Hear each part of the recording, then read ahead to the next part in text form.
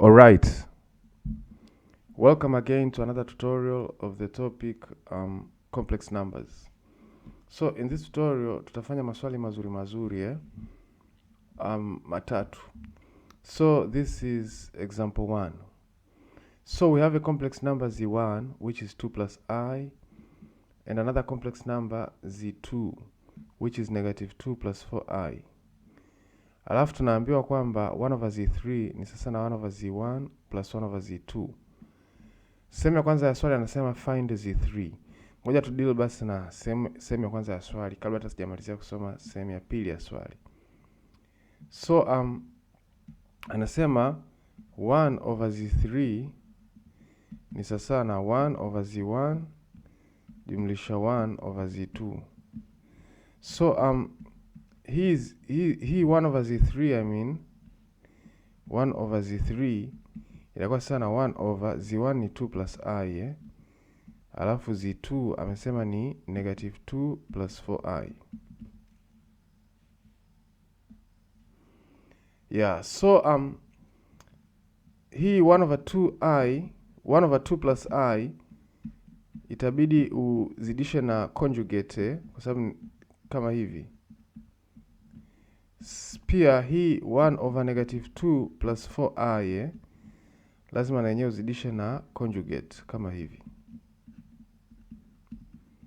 si ndio? Ili complex number huku chini iondoke. So hii now huku juu tutakuwa tuna 2 minus I over hapa chini ni 2 square jumlisha 1 squared. So plus huku juu ni negative 2 minus 4i, huku chini itakuwa ni negative 2 squared jumlisha 4 squared. So you can see hapa itakuwa na 2 minus I over 5 jumlisha negative 2 minus 4i over hii ni 4 plus 16 over 20 yeah, kwa hiyo 1 over z3 sasa itakuwa sana hii ni 2 over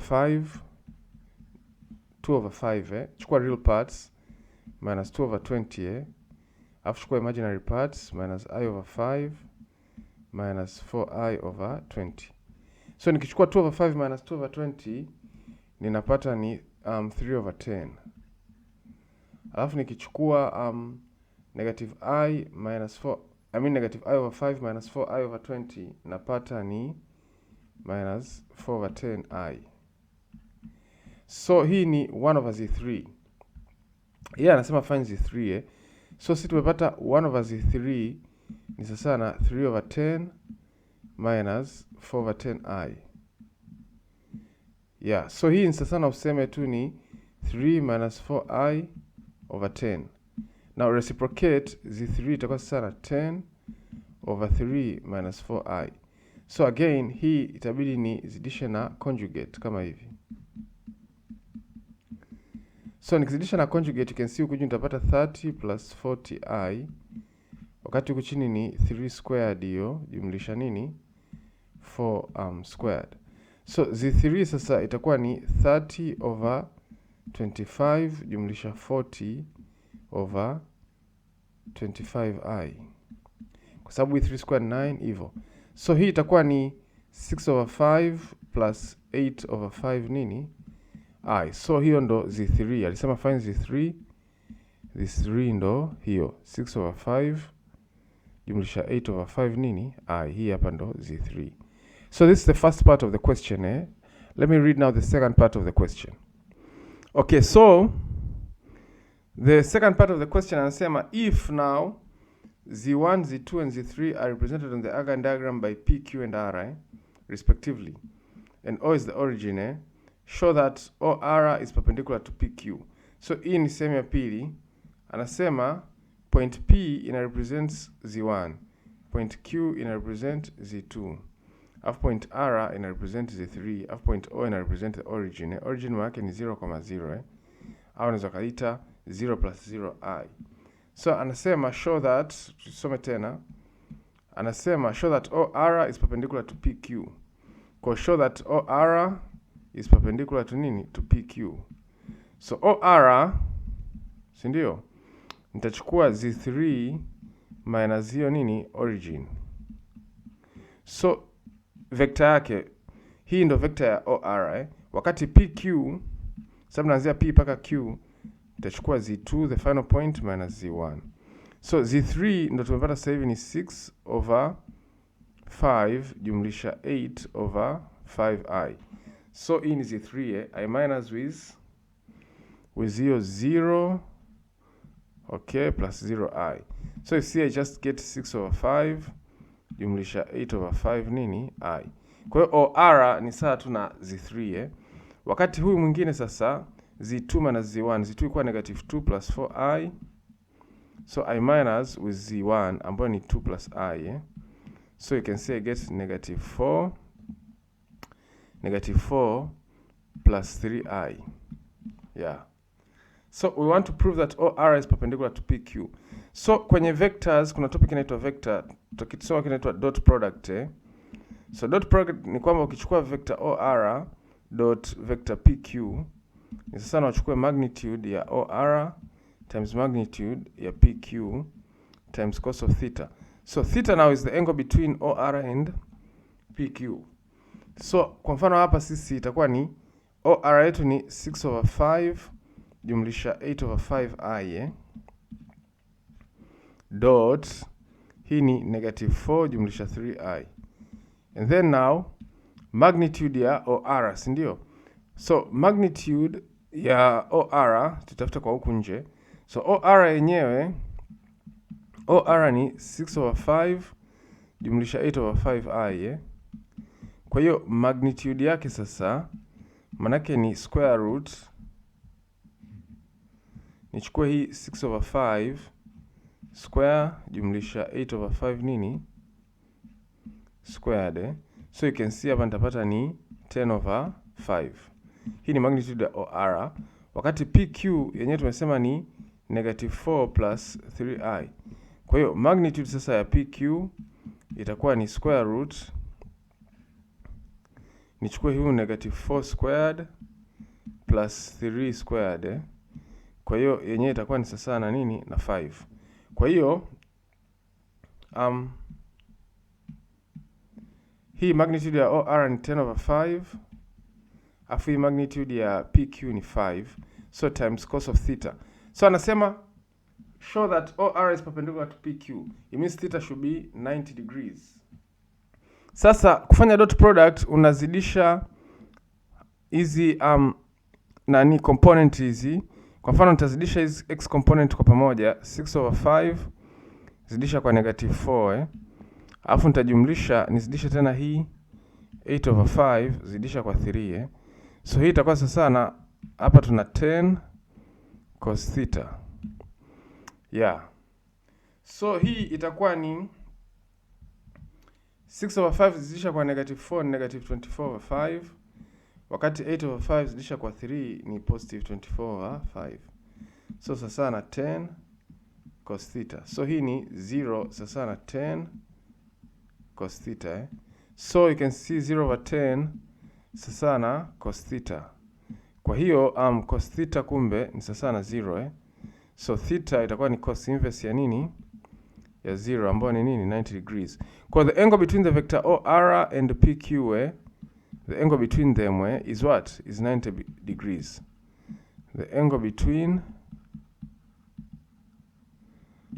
is 90 degrees. Hicho ndio tumeona kwa kutumia hii concept ya dot product kwenye vectors So this means that OR is perpendicular to what? To PQ. Hence what? Sema show that So tumwambie hence nini? Shown. So this is example 1. Let us do now example 2. Yeah, so this is example 2. Anasema two fixed points A and B and a variable point P. So we have two fixed points A and B and a variable P. Represent the complex numbers. A represents Z1, B represents Z2, alafu P represents Z in the Argand diagram. Find the locus of P given that the argument of Z minus Z1 is equal to the argument of Z2. So Z kama kawaida tulete ni X plus IY. So Z1 now tulete ni A1 jumlisha I A2. Alafu Z2 tulete ni B1 jumlisha I B2. Yeah, this means that point A ni nani? Ni A1, A2. Point B ni B1, B2. So point P maana ni the variable x, y. So find the locus. So first we need to find z minus z1. Kwa hiyo hii itakuwa ni x plus iy ni minus na a1 jumlisha a2. So you can see kwamba z minus z1 ni sasa na x minus a1 jumlisha I, hii itakuwa ni y minus a2. Sasa anasema argument ya huyu z minus z1 ambayo actually ni hii tan inverse ya uchukue hiyo imaginary part over real part, si ndio? Argument ya z minus z1 ni hii, ni sasa na huo ndo argument ya z minus z1. Sasa na argument ya z2. So z2 ni huyu ukwe. Kwa hiyo itakuwa ni tan inverse ya uchukue tena imaginary part over real part kama hivi. So tan inverse na tan inverse nazo tukaziondoa. So we want to find the locus. So tunapata kwamba y minus a2 over y minus a1 ni sawa na b2 over b1. Eti y tena. Hapa chini ni x, samahani hapo. So hapa ni x. Kwa hiyo hapa ni b1. Okay, now if I cross and multiply, nitapata ni hii itakuwa y b1 minus a2 b1 sasa na x b2 minus a1 b2. So make y b1 the subject. Tutakuwa tuna x b2, so jumlisha huu ni a2 b1 minus a1 b2. So divide by b1 everywhere, tutakuwa ni y x, hii itakuwa b2 over b1 jumlisha a2 b1 minus a1 b2. So all of this over b1. So you can see ni equation of a straight line, okay, whereby our slope ni sasa na b2 over b1. So this is the locus. So nataka locus ni hii. Lakini uwezi tu kumwandikia hivi, ukasema jibu lako ukaandika hivi, mtu hawezi kuelewa vizuri. So tuliandika hili jibu vizuri. Kwanza angalia hii slope ya our locus. Ukiangalia hii slope ambayo ni b2 over b1. Consider the point OB, where consider the vector OB. So consider vector OB, where O is the origin, O is the origin, si ndio? So point B ni B1, B2, si ndio? Kwa hiyo vector OB ni sana useme B1 minus 0 jumlisha B2 minus 0i, si ndio? Kwa hiyo vector OB ni hii B1 plus B2 I. Anyway, hii line OB, si ndio? We have the line OB. So hii ni 0, 0. Hii ni B1, B2. Slope ya hii line, so we know slope ya hii line, kwa sababu slope itakuwa ni change in y over change in x. Si ndio? Slope ya huu mstari itakuwa ni uchukue B2 minus 0 chini ya B2 chini ya B1, samani. Chini ya B1 minus 0, Kwa hiyo slope ya OB itakuwa ni B2 over B1. So you can see slope ya OB, okay, slope of the line OB inafanana tu na slope of locus tuliopata, si ndio?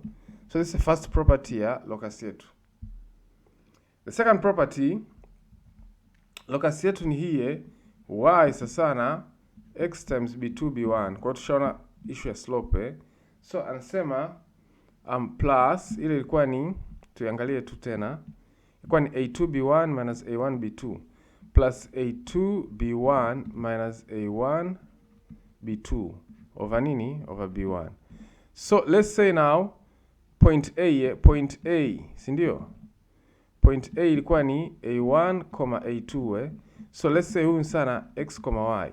Sasa ukipachika hapa kwenye x, kwenye y A2, alafu hapa kwenye x ukapachika A1 what do we see here? Anasema jumlisha A2B1 minus A1B2 over B1 Okay, so nimepachika point A kwenye kwenye hii locus.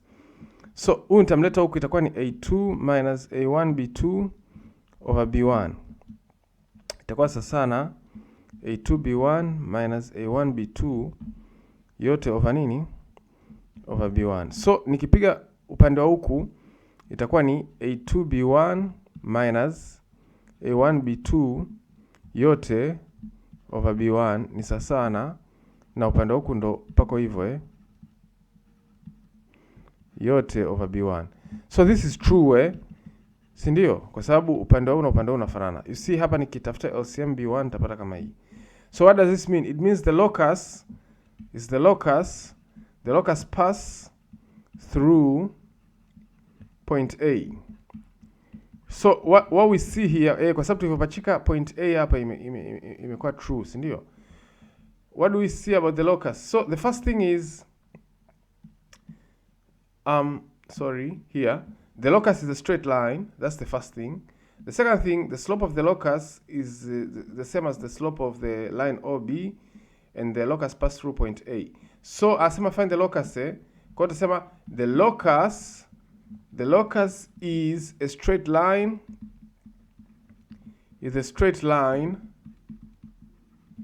that pass through point A,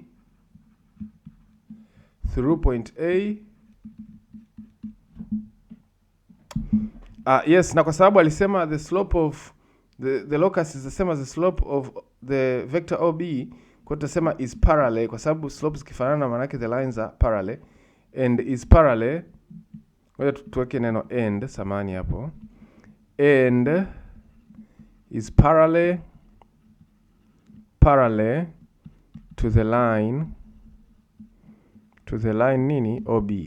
So sema ni straight line kwa sababu tulipata ile equation y equals to mx plus c. So this is example 2. Let's now see example 3.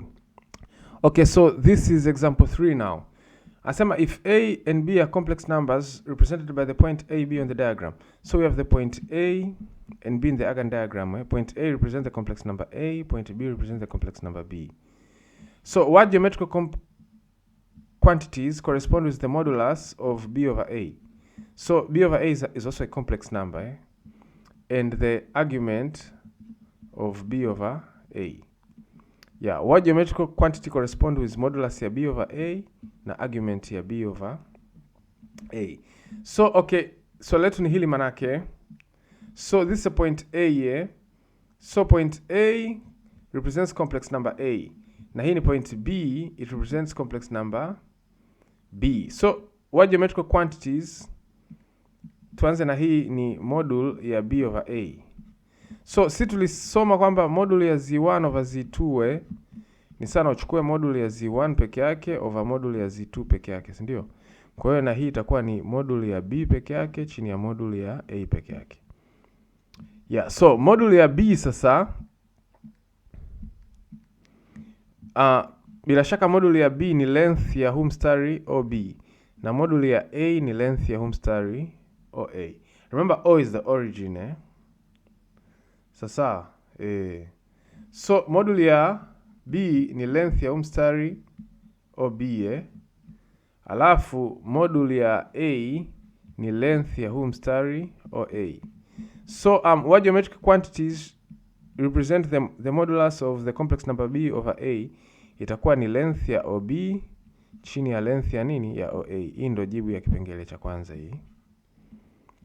Yeah, kipengele cha pili, what geometric quantities represent the argument of this complex number B over A? So si tulisoma kule nyuma tukaderive tukasema argument ya Z1 over Z2 ni sawa na argument ya Z1 minus argument ya Z2. Si ndio?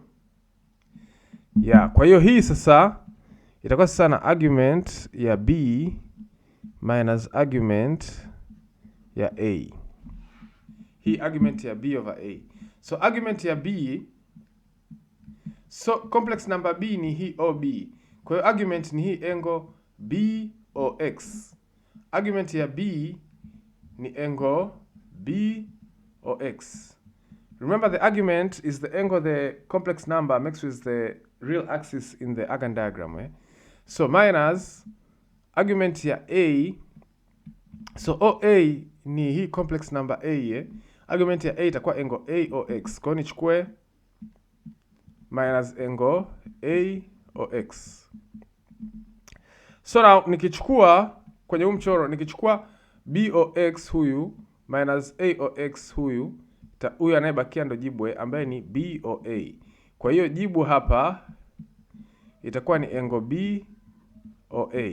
So anataka the geometric quantity that represents the argument of the complex number b over a itakuwa ni the angle BOA in the what? In the Argand diagram. So B and A are those points, O is the origin. Yeah, so hii ndo geometric quantity that represents the argument of b over a, na hii ndo geometric quantity that represents the modulus of b over a. I think this question is over there. Let me say see you in the next tutorial.